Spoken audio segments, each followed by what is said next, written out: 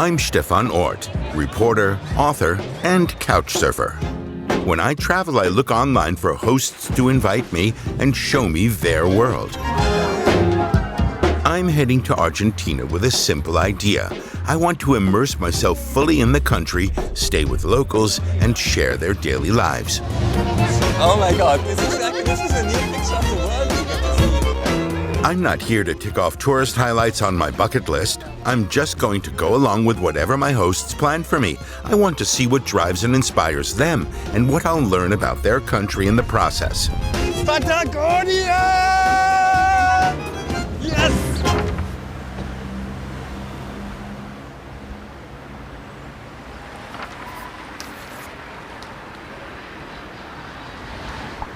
My trip begins in Buenos Aires, and as soon as I leave the airport, one of the biggest cliches is confirmed. The country is completely crazy about soccer. Everyone is talking about the biggest game of the year, the Superclásico, which takes place this weekend. What's happening at the game? Like, what can we expect? What will... Es que eso es una pasión. It's pure passion. El color. The colors of your favorite team. We're Boca Juniors fans. It's something you carry deep in your soul. We're super excited and just to see Boca win. When the city's two biggest clubs, Boca Juniors and River Plate, meet, it's nothing less than a clash between the working class and the middle class. For the equivalent of 10 euros each, the bus takes me and my cameraman into the center of the city of 15 million. A taxi takes us the rest of the way. Driver Fernando can talk of only one thing. After national team matches, the Superclásico is the biggest. Then the car stalls, but Fernando isn't fazed. It seems to happen quite often. I have to push to roll start the car.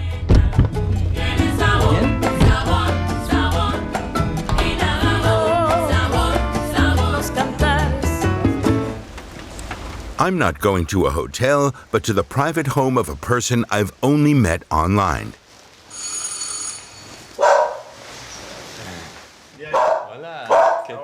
Good, how are you? Hi. Joaquin is 36 and has accepted my request to couchsurf at his place for 3 days. Thank you very much. Joaquin lives in the upscale Núñez neighborhood, along with 2 roommates and 2 dogs. Well, happy to be here, thank you. Normally, they couldn't afford a villa like this, but by a stroke of luck, they live here rent-free. The house is going to be torn down to make way for a new development. They know the developer and can stay until the bulldozers roll in. Couchsurfing is usually free too, but small gifts for the host are always appreciated. I've brought something from my hometown. So this is a towel from Hamburger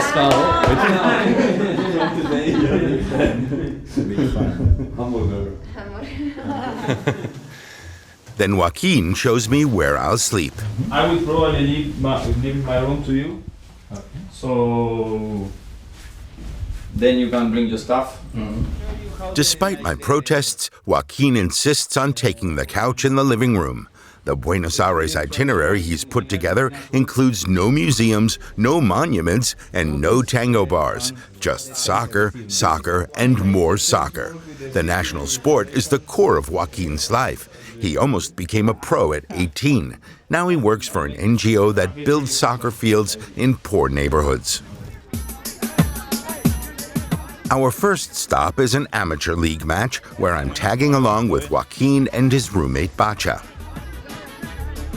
What makes this tournament so special? What is unusual about it? For me, it's like friendship, also competition. We are all people, normal people that want to play, and for like 30 minutes you feel like you're Messi, you know?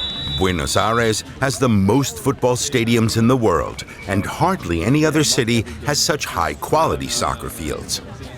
I've never seen this before in an amateur tournament. This is amazing. Joaquin has new shoes for luck. Well, actually, Maradona's and Messi's size. I don't answer. My shoe size is the same as Mario Götze's. The Argentines aren't too fond of him because he scored the winning goal in the 2014 World Cup final, Germany versus Argentina.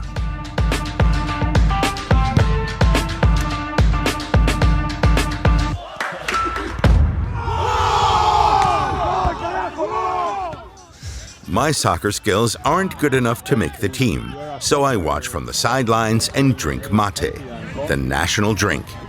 Mateína, energy. Recommend. Unconfirmed rumors claim that Argentines can survive for only 14 to 16 hours without a regular dose of mate. Win at all costs.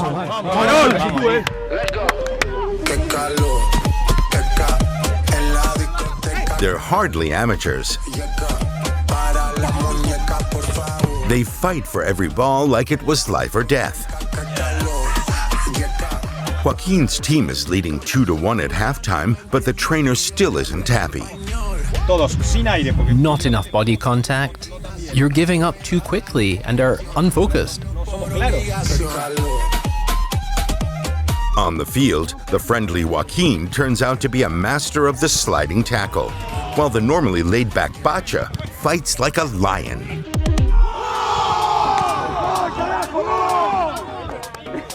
Final score, 3-2.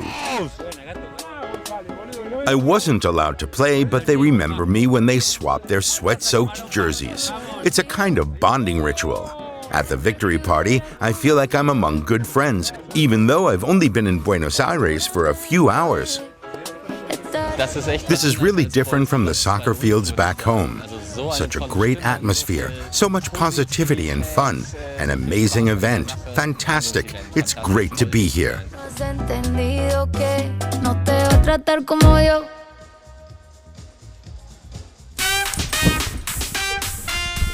I'm not a morning person, and the furry alarm clock does nothing to change that.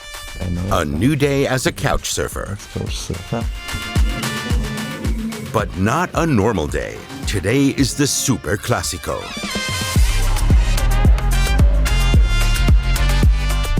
Even international newspapers describe the city derby as the world's most exciting sporting event. Several people have died in clashes between fans, which is why away fans are no longer allowed at the games.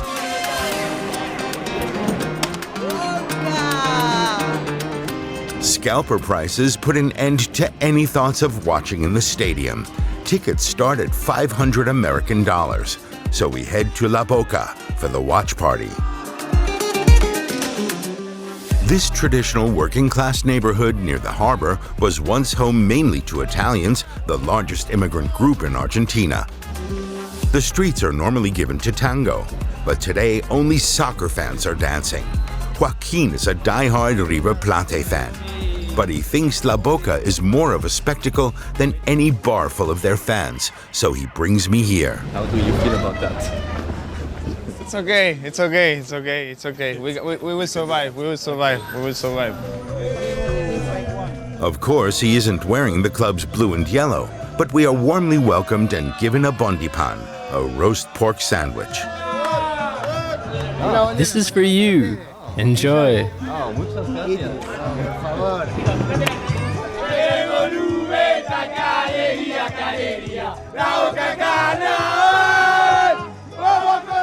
To help bear the fans' chants, Joaquin takes a big gulp of the national drink of Fernet Branca and Cola, served in a cut-off cola bottle, as usual. What are you making here? Fernet Argentino. Tradition. The first cup tastes like cough syrup. The second isn't bad at all. And the third makes me want to dance in the street, shout La Boca, and celebrate the soccer party of the year with a bunch of new best friends.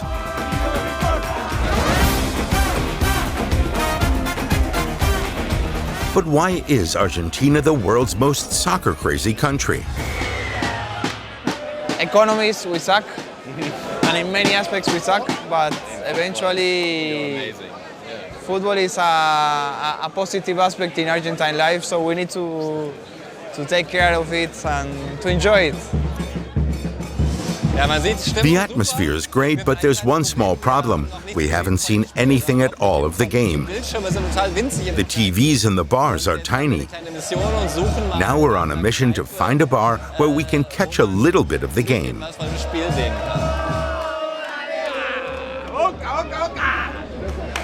We try more than 10 bars, but can't find a spot with a good view of the game. Time for Plan B. Unfortunately, the phone stream lags by a few seconds.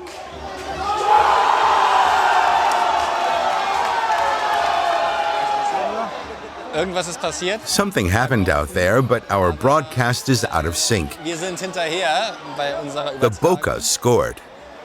Es war ein Tor.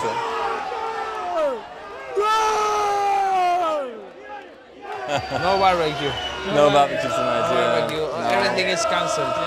Yeah, I can understand. In the end, this turned into a nightmare. La Boca wins 2-0. I've never seen such enthusiasm in Germany, not even during the World Cup.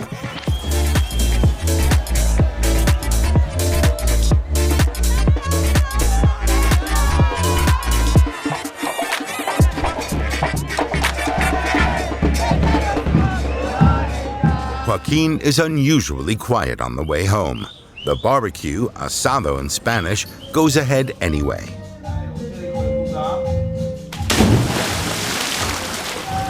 What is an asado? It's the best thing in the world. Meat, we give thanks for the animal, for the cow, and we bless cows, and the meat that we eat is not a bad thing for me. He is not alone in his love of meat. Argentines consume 5 times as much beef per capita as Germans, about 50 kilograms a year. The guys love sharing their home. As long as the house remains standing, the apartment is always full of guests. I can't believe how great the start of this trip was, so thank you so much for the last 3 days, everyone, and cheers to that. Thank you. Muchas gracias. Cheers. All these people will spend the night here. I've hosted nearly 100 guests myself, but Joaquin and his roommates have taken couchsurfing to a whole other level.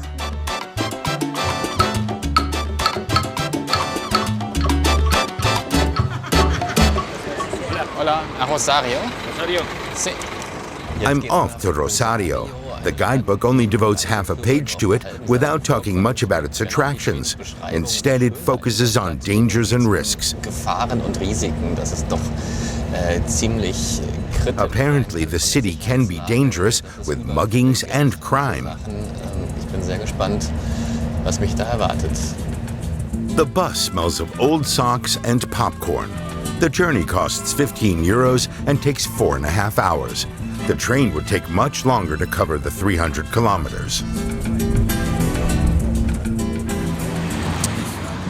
I'm on my way to Julieta, my next host. She's an anthropologist, reads a lot, and knows a lot about economics and politics. This should be really interesting. I have to take a local bus to get there.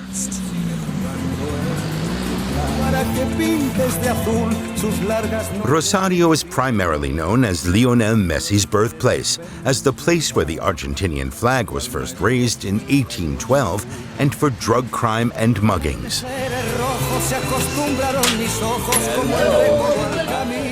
Nice to meet you. And you just came from university? She teaches anthropology at the university, including courses on indigenous South American peoples. She lives here in a 60 square meter apartment. So this is my little kingdom. Julieta wants to take me to Colectividades, her favorite annual city festival. People from different countries that immigrate to Rosario and the area, they are performing a party close from here, and there's also some from Germany. Fantastic. Julieta's family emigrated from Belarus many decades ago. The festival is a spectacular show for hundreds of thousands, with events, clubs, dances, and traditional food. This part, if you have pockets, careful. Yes. In the Germany tent, I'm surprised that I need help translating the very first item on the menu. The first dish is chuk. What the hell is chuk? Ah, yes, it's... I have visited more than 80 countries. Some things seem quite different from what I experienced firsthand. It's like a romanticized reinterpretation of faraway lands. Oh my God, this is a new picture of the world we get to see. This is a different reality. A happier version of the world, right? Well, I guess. She says that just as we arrive at a stage with Ukrainian and Russian flags hanging side by side. You cannot see this in Europe. But here, yes. Yeah. Like they are together. I ask one of the organizers why they have brought these two countries, the aggressor and the victim, together on one stage. We have 100. We've been doing this for 100 years. We represent three countries: Ukraine, Russia, and Belarus. And we make dance. We show dances and show the culture of the two countries. It's from all three countries, or they come from Argentina? From Argentina. The geopolitical map looks different through the eyes of the descendants of immigrants, a few decades and more than 10,000 kilometers apart. At this multicultural festival, I'm likely learning more about Argentina as a land of immigrants than about the rest of the world.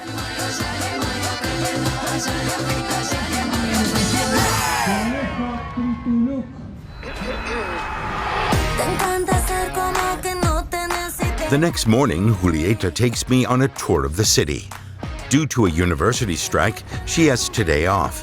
She and her colleagues are protesting the government's austerity measures. Radical right-wing populist Javier Milei has been ruling Argentina for just over 2 years, drastically transforming his country.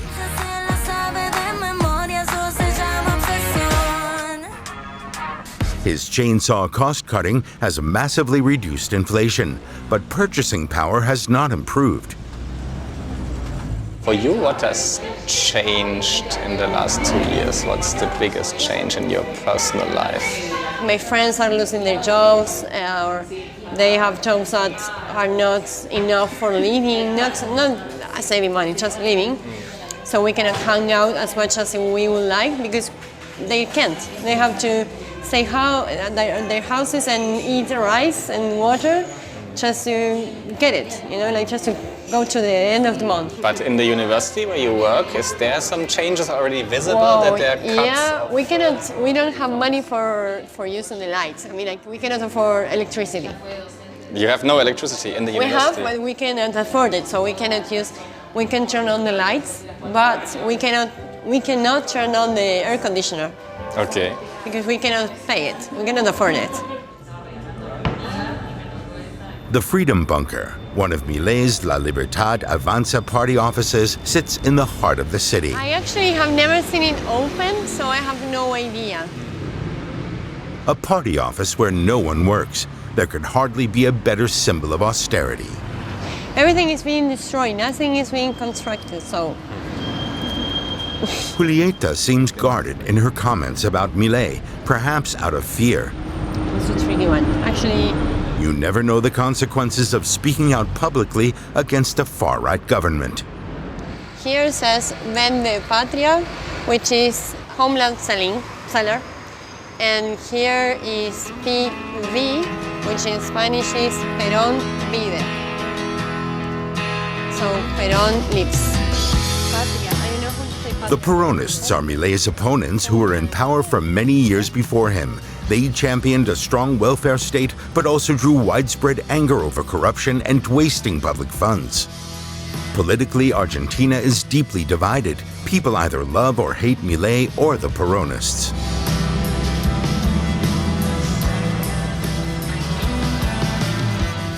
Recently, Julieta has sensed growing polarization among those around her. I did stop communicating with a few friends that have been always really racist, and in the last years they have been more expressive about these feelings they have, that they don't tolerate differences with people. No tolerance for those who are different in a country so deeply shaped by immigration. Just a few meters from here, tens of thousands will soon gather again at Colectividades to celebrate the diversity that has made Argentina what it is today. We end our day at Julieta's favorite ice cream shop. For me, it's time to move on, knowing that I'm now always welcome in a city where just 2 days ago I didn't know a soul. Mi casa es tu casa. Muchas gracias.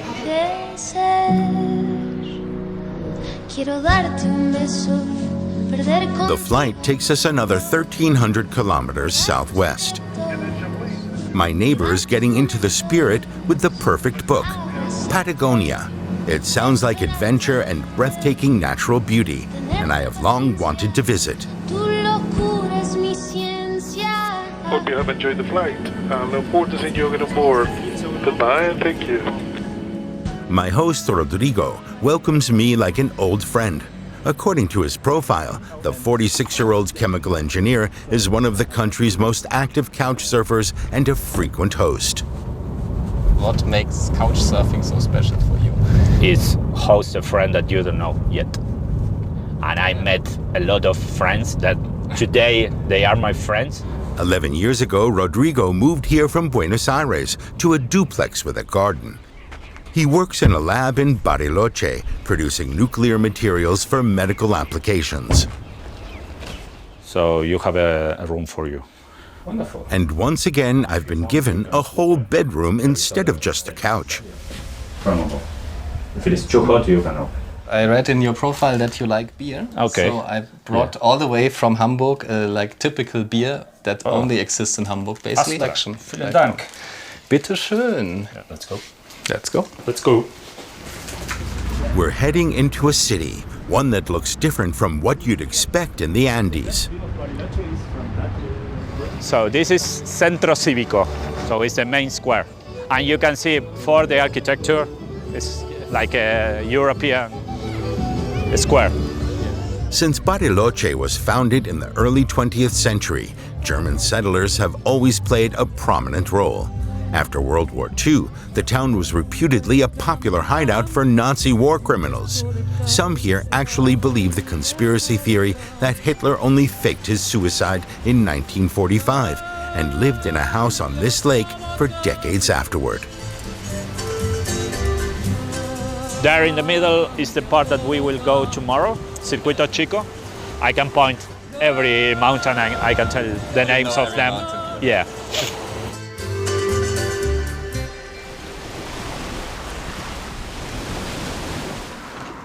Let's go for a hike. First stop, Mount Campanario.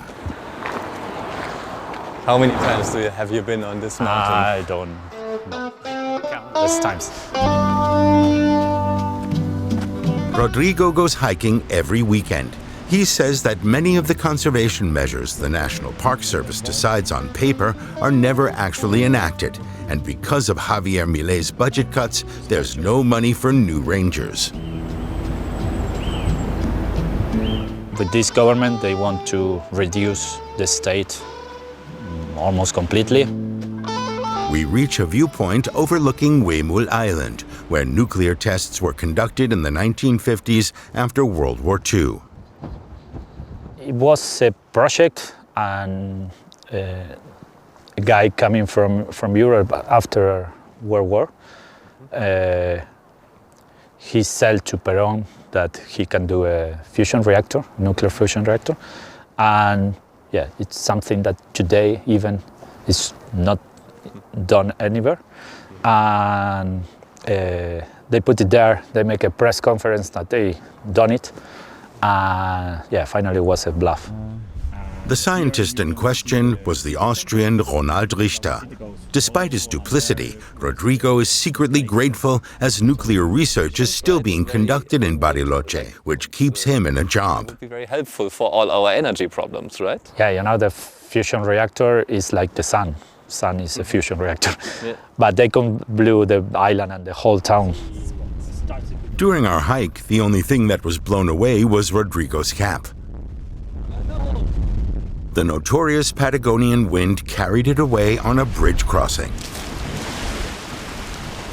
Only a beer could console us after an unsuccessful search. I hope you enjoy Patagonia. You want to come back? I want to come back. I want to stay.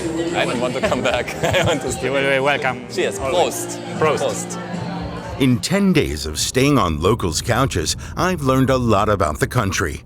About the integral role of soccer in Argentina's soul, about politics and its fallout, about the unique landscape and the value of human contact in an age when we too often only connect digitally. Tomorrow I'm flying back to Buenos Aires. Joaquin has invited me to stay with him for a few more days. We'll probably watch a soccer game.